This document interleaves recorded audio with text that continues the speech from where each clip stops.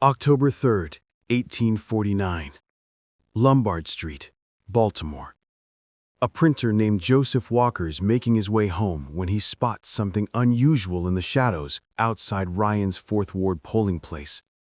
It's a man, delirious, rambling, wearing cheap, ill-fitting clothes that clearly don't belong to him.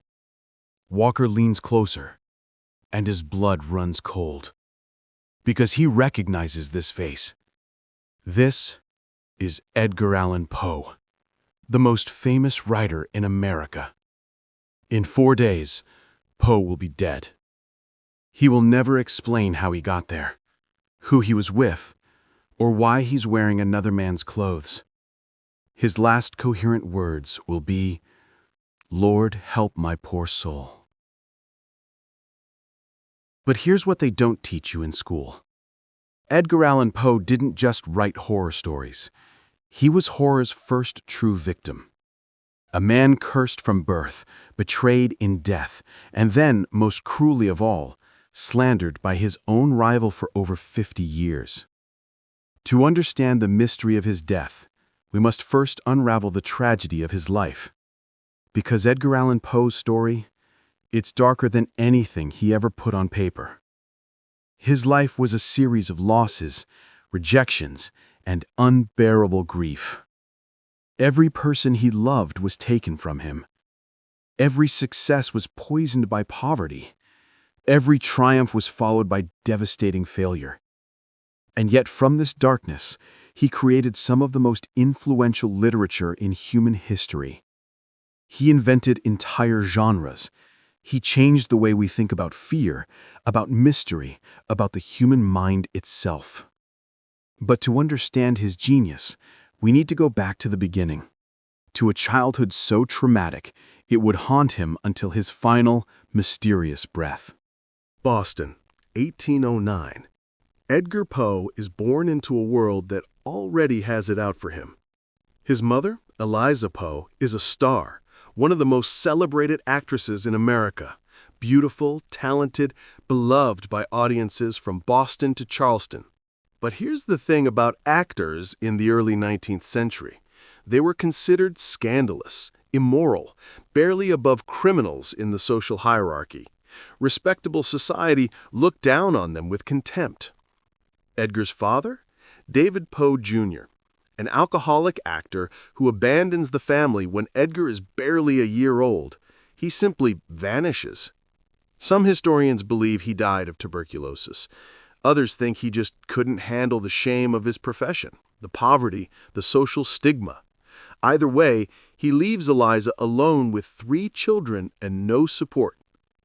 December 8th, 1811, Richmond, Virginia. Eliza Poe dies of tuberculosis in a cheap boarding house. Edgar is 2 years old. He watches his mother waste away, coughing blood into handkerchiefs, growing weaker by the day until she simply stops breathing. This image, a dying woman, beautiful and tragic, will haunt Poe's work for his entire life. Every story he writes about death features a beautiful young woman succumbing to illness. It's his first memory, his original trauma. The children are separated. His older brother, William Henry, goes to live with their grandparents. His baby sister, Rosalie, is adopted by another family. Edgar? He's taken in by John and Frances Allen, a wealthy tobacco merchant and his wife who live in Richmond. And here's the crucial detail everyone forgets. John Allen never actually adopts him, never fully accepts him, never gives him his name legally. Edgar is raised in luxury, surrounded by wealth, educated in the finest schools, but always as an outsider, always temporary, always just one disappointment away from being discarded. Frances Allen loves him like a son, but John Allen? He sees Edgar as a charity case, a burden, a reminder of his wife's inability to have children of her own. This rejection, the sense of not truly belonging, will define Edgar Allan Poe's entire life. 1826. Edgar enrolls at the newly founded University of Virginia. He's 17, brilliant, passionate about learning, and determined to prove himself worthy of the Allan name. He excels in ancient and modern languages. He devours books on mathematics, astronomy, philosophy. His professors praise his intellect. His classmates respect his dedication. But there's a problem. John Allan sends him with $110. The amount needed for a year at university? At least $350. Allan knows this. He's one of the wealthiest men in Virginia, worth hundreds of thousands of dollars. And he sends his foster son to university with less than a third of what he needs. Why? Some historians believe it was a test. Others think it was deliberate cruelty. Either way, it destroys Poe's academic career. So, Poe does what desperate young men do. He gambles. Not for fun, not for entertainment, for survival. To pay for books, firewood, food, basic necessities. And he loses. Badly. He accumulates $2,000 in debt, an astronomical sum in 1826, equivalent to about $60,000 today. He writes to John Allan, begging for help, explaining the situation, pleading for understanding. Allan's response is cold and dismissive. He writes back saying that Poe's debts are his own foolishness, that he's exhibited a degree of extravagance that is wholly unwarranted. He refuses to pay a single cent. Poe is forced to withdraw from the university in disgrace. He returns to Richmond, humiliated, his dreams of higher education shattered. The relationship between Poe and Allan deteriorates completely. They argue constantly. Allan mocks Poe's literary ambitions, calls poetry a waste of time, insists he should focus on business and practical matters. Desperate to escape and perhaps win Allan's approval, Poe enlists in the army under a false name. He actually does well, rising to the rank of sergeant major. But military life is suffocating. He needs to write. He needs to create. In a last attempt at reconciliation, Allan secures Poe an appointment to West Point Military Academy in 1830. But Poe quickly realizes this was a mistake. The rigid discipline, the mindless drills, the suppression of creativity, it's killing something inside him. So, he does something extraordinary. He intentionally gets himself court-martialed, shows up to military drills wearing nothing but a white belt and white gloves, refuses orders, skips classes, breaks every rule he can find. Within 7 months, he's expelled.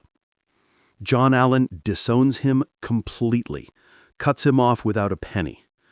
Poe is 22 years old, alone in the world with no family, no money, no home to return to. But he has one thing: words, and he's about to use them as weapons. Edgar Allan Poe arrives in the cutthroat world of American literature like a man possessed, and he quickly earns a reputation that terrifies his contemporaries.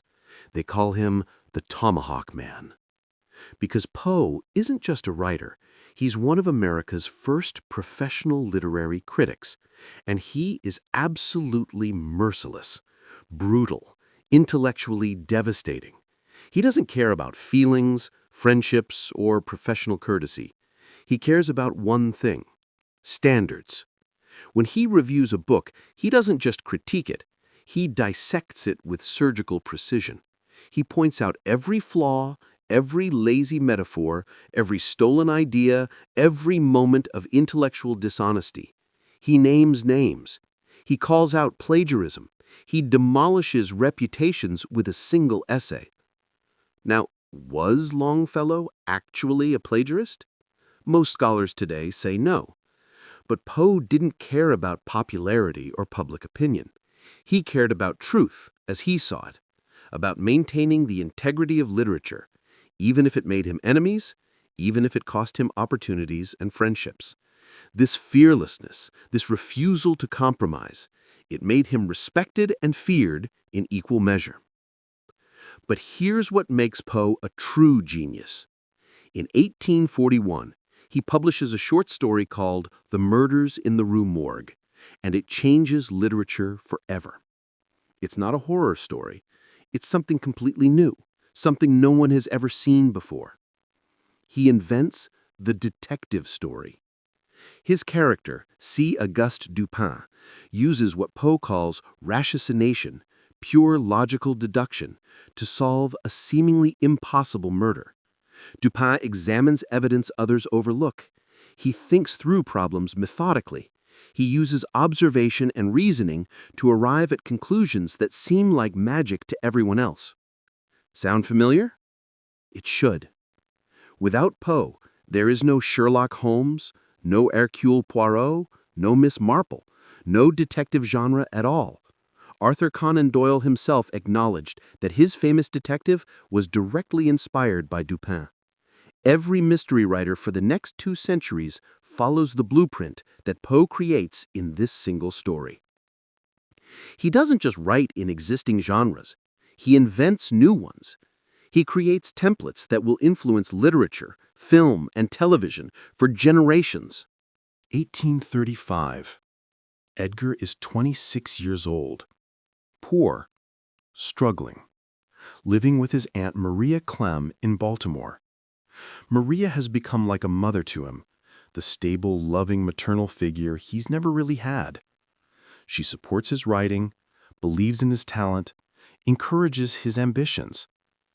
And living with them is Maria's daughter, Virginia Clem, Edgar's cousin. She's 13 years old. And Edgar marries her. Let's be clear, by modern standards, this is deeply disturbing, horrifying, unacceptable, but we need historical context to understand what happened. In the 1830s, first cousin marriage was common and legal, especially in the South. It wasn't considered unusual or taboo. As for age, while the average age of marriage for women was between 16 and 18, marriages at younger ages, particularly in rural areas and among poorer families, weren't unheard of. The marriage wasn't consummated until Virginia was older, according to historical accounts. But here's what the scandal mongers and tabloid historians always leave out. By every account from people who knew them, their marriage was genuinely affectionate and tender. Virginia called him Eddie. He called her a sissy, or my darling wife. She was his muse, his anchor, his closest companion. She supported his work, copied his manuscripts, believed in him when the rest of the world dismissed him. Their marriage, unusual as it was by any standard, appears to have been based on real love and companionship. Maria Clem moves with them, creating a close-knit family unit. For a few years, despite the crushing poverty, despite the constant moves and instability, Poe seems almost happy. He has a family who loves him. He's writing some of his best work. He's building a reputation. Then tragedy strikes. January 1842. Virginia is singing at the piano. She has a beautiful voice, one of the joys of their household. Suddenly, she stops. A blood vessel ruptures in her throat. She begins coughing violently. Blood pours from her mouth, staining her dress, splattering the piano keys. The diagnosis? Tuberculosis. The same disease that killed Poe's mother. The same disease that haunts his nightmares. For the next 5 years, Poe watches his young wife slowly die. She has moments of recovery, brief periods where she seems to get better, where hope flickers. Then she relapses, gets worse, weakens further. He can't afford proper medical care. They live in crushing poverty. At one point, things get so bad they don't even have money for firewood.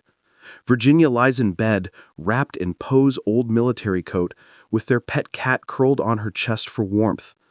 A visiting friend is so shocked by their conditions that he writes about it in his journal, how he found the greatest writer in America living in a freezing cottage, his dying wife shivering under inadequate blankets, with almost no food in the house.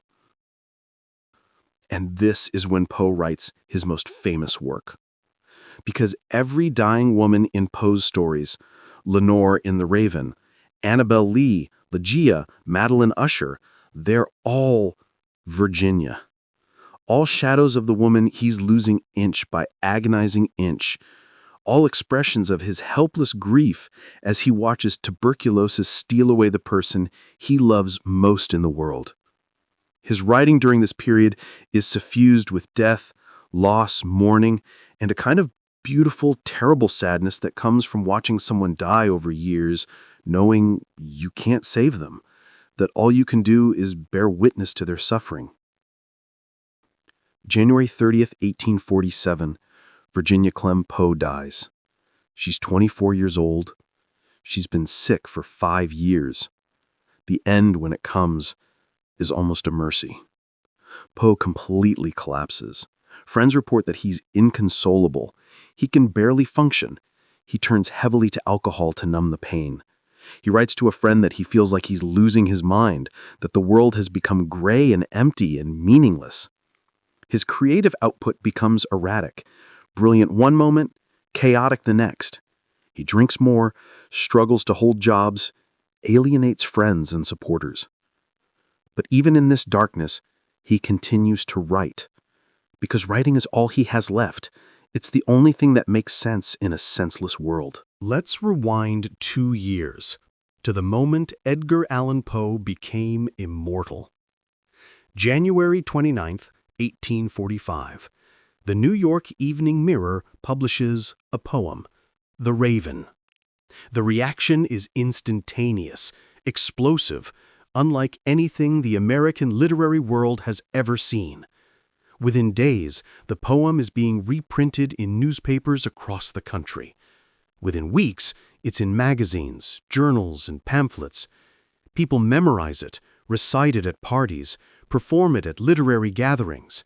Children learn it in school. Poe becomes a celebrity overnight. People recognize him on the street. Some admirers approach him with awe. Others mock him, flapping their arms and cawing like ravens when he walks by, both celebrating and ridiculing him at the same time. The poem captures something essential about the American psyche. The rhythm is hypnotic, pounding like a heartbeat. The imagery is gothic and romantic. The narrator's descent into madness as he mourns his lost Lenore feels both foreign and intimately familiar.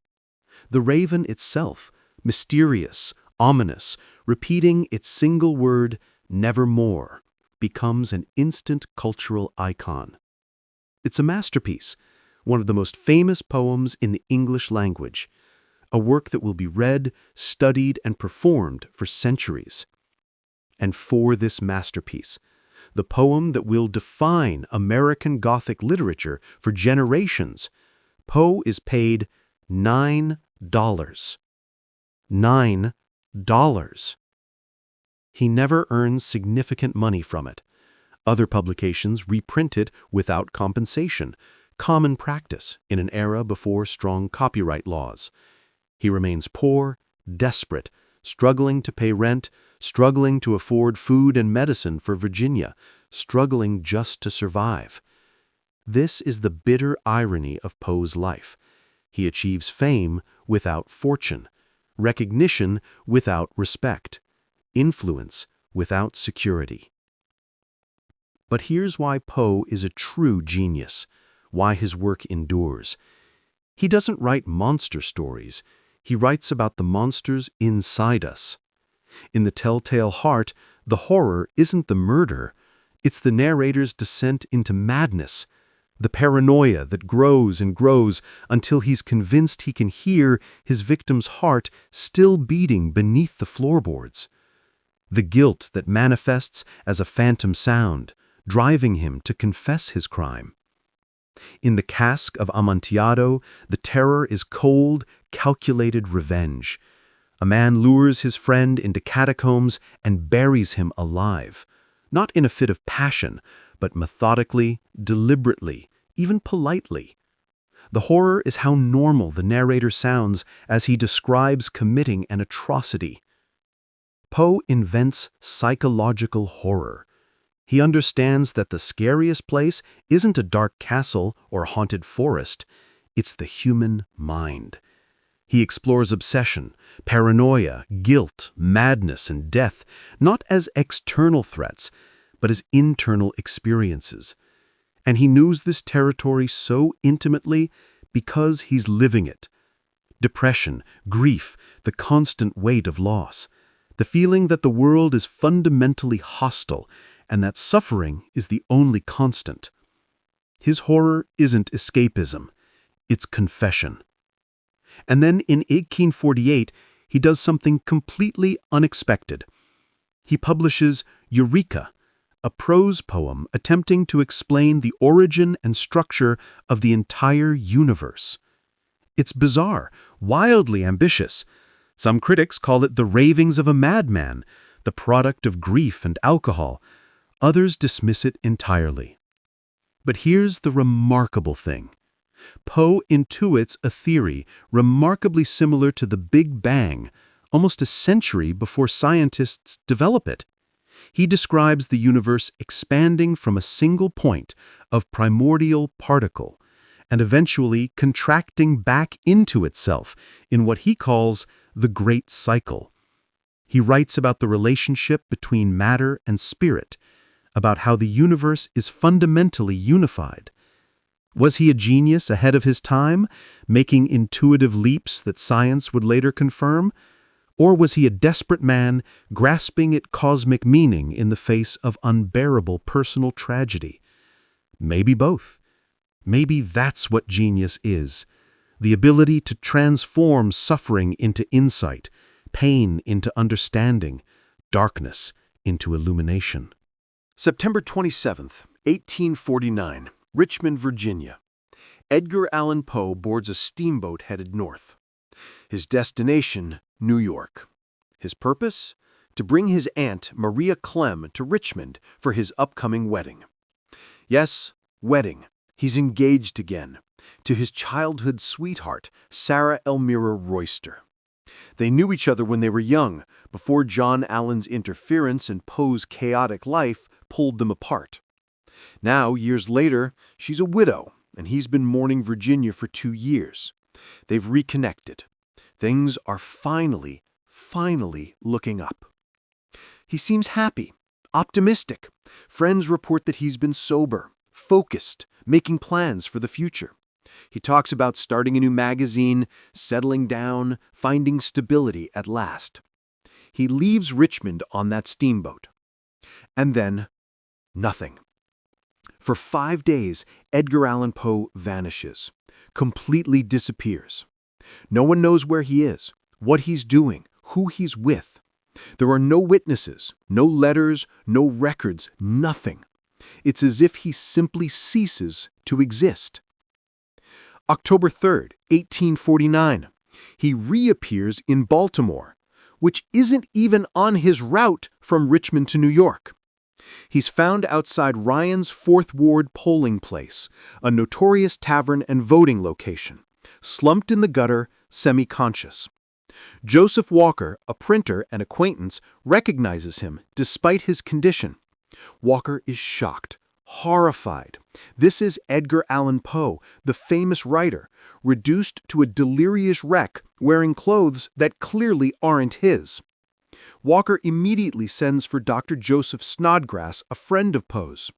When Snodgrass arrives, he's equally shocked. Poe is barely coherent, alternating between unconsciousness and wild ramblings. He's wearing a cheap, stained coat that doesn't fit him properly. Worn-out shoes, dirty pants, an old straw hat, none of these are his clothes. They rush him to Washington College Hospital. For 3 days, Poe drifts in and out of consciousness. The attending physician, Dr. John Moran, keeps detailed notes. Poe hallucinates, sees things that aren't there, calls out for someone named Reynolds. No one knows who that is. Something it might be a reference to Jeremiah Reynolds, an explorer Poe had written about. Others think it's a figment of his delirium. The mystery is never solved. He has violent tremors, screams at visions no one else can see. During his brief moments of lucidity, he seems confused about where he is and how he got there. He refuses alcohol when it's offered, saying, according to Dr. Moran's notes, that he hasn't been drinking of his own will. The hospital staff try everything they can, but 19th century medicine is limited. They don't understand what's wrong with him. Is it alcohol poisoning? Some kind of illness? Brain injury? They can't tell. October 7th, 1849. Early morning. Around 5 a.m., Poe becomes briefly coherent. Dr. Moran leans close to hear if he has any final words, any explanation for what happened. Poe looks at him with clear, desperate eyes and whispers, "Lord, help my poor soul." And then he's gone. Edgar Allan Poe is dead at 40 years old. Dr. Moran records the official cause of death as congestion of the brain, which tells us absolutely nothing. It's a 19th century catch-all term used when doctors didn't understand what killed someone. So, what happened? Where was he for 5 days? Why was he wearing someone else's clothes? Why was he outside a polling place of all locations? Why was he in Baltimore when he was supposed to be going to New York? The theories are endless. Some say alcoholism, that he went on a bender and drank himself to death. But friends who saw him before he left Richmond say that he'd been sober and happy. Some say rabies. There's actually a compelling medical case for this. The symptoms match up, including the hydrophobia, the confusion, the brief periods of lucidity. But there's no record of an animal bite. Some say brain tumor, brain lesion, suicide, murder. Each theory has its proponents and its problems. But there's one theory that explains everything. Every strange detail, every mystery, every inexplicable circumstance. And it's absolutely horrifying. Welcome to cooping, one of the most brutal election fraud schemes in 19th century America. Here's how it worked. Political gangs, usually working for local party bosses, would kidnap innocent men off the streets. They targeted travelers, immigrants, anyone who seemed vulnerable or unfamiliar with the area, men who wouldn't be immediately missed.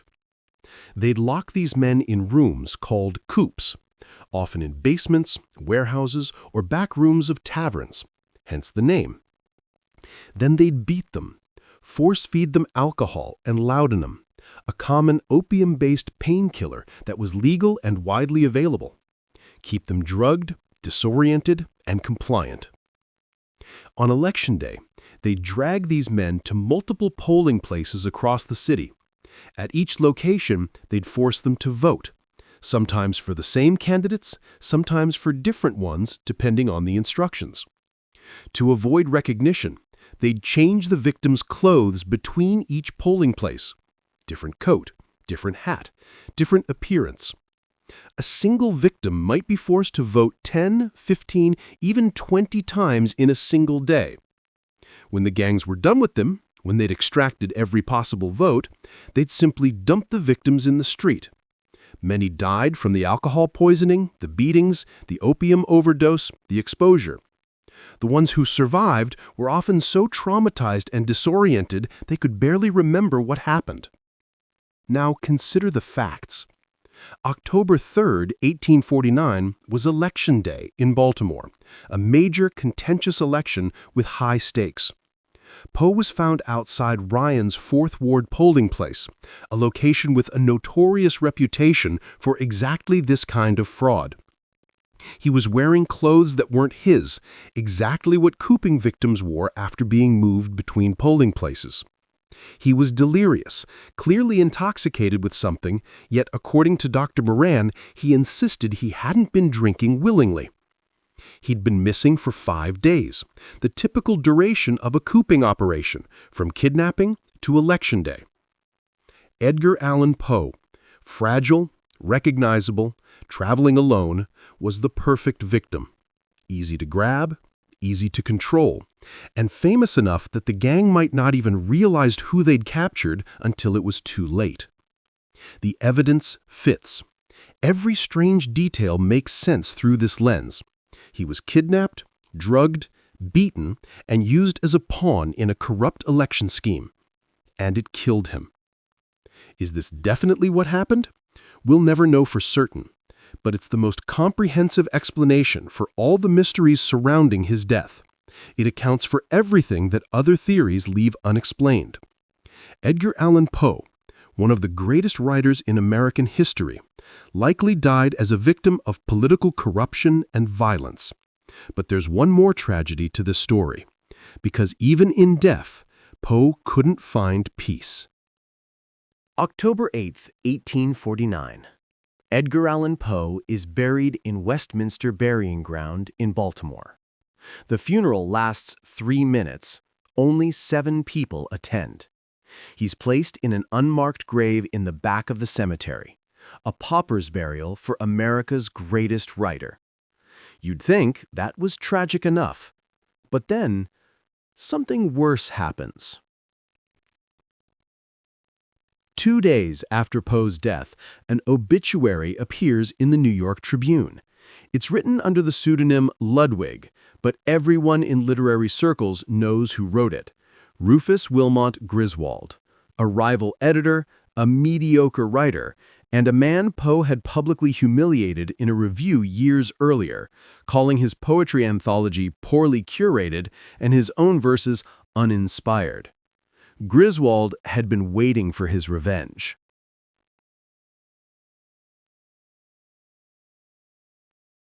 The obituary is vicious. Griswold writes that Edgar Allan Poe is dead, and while this announcement will startle many, few will be grieved by it. He describes Poe as a madman, a drunk, a drug addict, morally depraved, friendless, and universally despised. He suggests Poe was expelled from the University of Virginia for debauchery, that he was a difficult, unstable person who alienated everyone who tried to help him. The literary community is shocked. Some people who actually knew Poe write rebuttals, defending his character. But Griswold's version is more sensational, more dramatic, and it spreads further.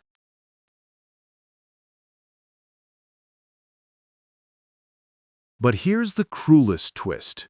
Griswold somehow becomes Poe's literary executor. How this happened is still debated. Some believe Maria Clem, desperate and grieving, was manipulated into signing over control. Regardless, Griswold gains authority over Poe's unpublished work and his literary legacy. And he writes Poe's official biography. It's a calculated hit piece. Griswold forges letters to make Poe look worse. He invents stories. He takes real events and twists them into scandalous anecdotes. Some historians believe he even altered Poe's own letters, adding words or changing phrases to make him appear more depraved, more unstable, more monstrous. And it works. For over 50 years, 2 entire generations, Griswold's biography is the definitive source on Edgar Allan Poe.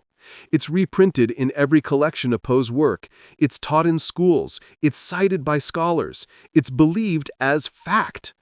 The real Edgar Allan Poe, the brilliant critic, the loving husband, the tragic genius who revolutionized literature despite crushing poverty and loss, is buried under Griswold's lies. It takes decades for scholars to uncover the truth, to find the real letters, to interview people who actually knew Poe, to carefully separate fact from fabrication. And slowly, painfully, the real man emerges from the wreckage. So here's the truth about Edgar Allan Poe. He was a man who watched his mother die of tuberculosis when he was 2 years old, leaving him with a trauma that never healed. He was a man rejected by the only father figure he ever had, denied the love and acceptance he desperately craved. He was a man who watched the love of his life waste away from the same disease that killed his mother, powerless to save her, spending 5 years in anticipating grief. He was a man who revolutionized American literature, who invented entire genres, who changed the way we think about mystery and horror and the human mind, and died penniless in a gutter. And then, even in death, was betrayed by a rival who poisoned his legacy for half a century. But here's what Rufus Griswold couldn't kill: the words. the ideas, the influence. Every detective story you've ever read, Poe invented the genre. Every psychological horror film, Poe pioneered that concept. The entire idea that darkness lives inside us, that our minds can be our own worst enemies, that comes from Poe. The greatest mystery isn't how Edgar Allan Poe died. We'll probably never know for certain if it was cooping, rabies, or something else entirely. The real mystery is how a man who suffered so much, who was so thoroughly cursed by life and slandered in death, still managed to create beauty from darkness. How someone who experienced such profound loss could transform that pain into art that resonates across centuries. He wrote, "Deep into that darkness peering, long I stood there, wondering, fearing, doubting, dreaming dreams no mortal ever dared to dream before." That was his gift. He went into the darkness, into his own psychological shadows, and brought back truths the rest of us were too afraid to face. "Lord, help my poor soul." Those were his last words. His soul may have needed help. It probably did. He suffered more in 40 years than most people suffer in a lifetime. But his words are immortal. Edgar Allan Poe died alone, in poverty, wearing another man's clothes, unable to explain what happened to him. But he lives forever, in every mystery that makes us think, every horror that makes us examine ourselves, every story that reminds us that the scariest monsters are the ones we carry inside. That's the real legacy of Edgar Allan Poe. Not the scandals, not the sensationalism, not Griswold's lies. The legacy is the work, and the work is eternal. So, what do you think really happened to Edgar Allan Poe? Let us know in the comments below. And if you enjoyed this deep dive into one of literature's greatest mysteries, make sure to like, subscribe, and hit that notification bell for more stories about the dark, fascinating lives of history's most brilliant minds.